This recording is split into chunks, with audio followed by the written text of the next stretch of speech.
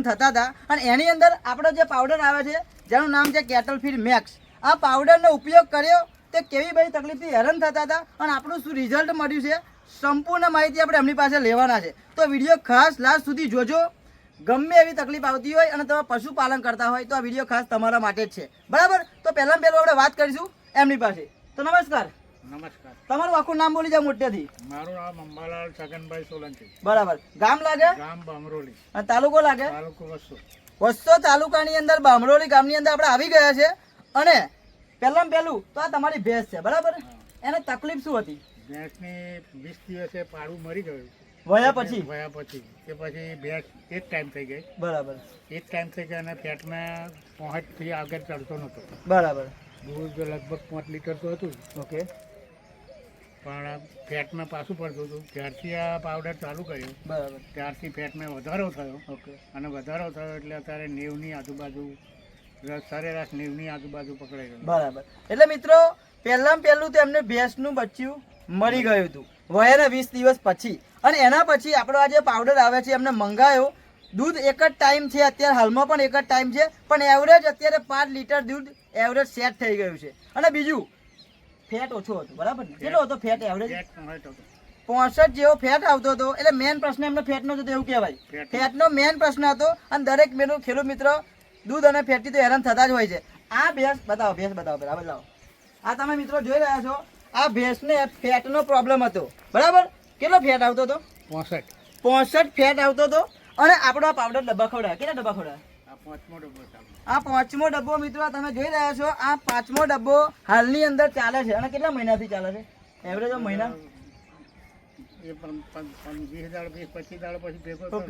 4 મહિના હતા ટોટલ. 3 મહિનાથી કન્ટિન્યુ આપણા પાવડર ડબ્બો ચાલે છે સાહેબ. અને મેન પ્રશ્ન કે દૂધ ફેટનો આ દરેક કિલોમીટર હેરાન થતા હોય છે.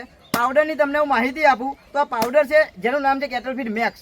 આની અંદર દૂધ, ફેટ, SNF હેલ્થના કોઈ પણ જાતના ઇસ્યુ આવતા હોય, બંધાતી ના હોય, વેતામાં ના આવતી હોય, બાવળું જામ થઈ જવું, વાચર બંધ થઈ જવા, આચામાં લોહી આવું, આચામાં ફોદ્દા આવવા અને બંધાઈને પાછી ઠેલાતી હોય. જો આવી બધી તકલીફથી હેરાન થતા હોય ને તો ડબ્બો મંગાવો. અને બીજું તમને કહું તો આનું રિઝલ્ટ આવવાનું મુખ્ય કારણ છે કે આની અંદર બધા જ પ્રકારના પોષક તત્વો મૂકેલા છે.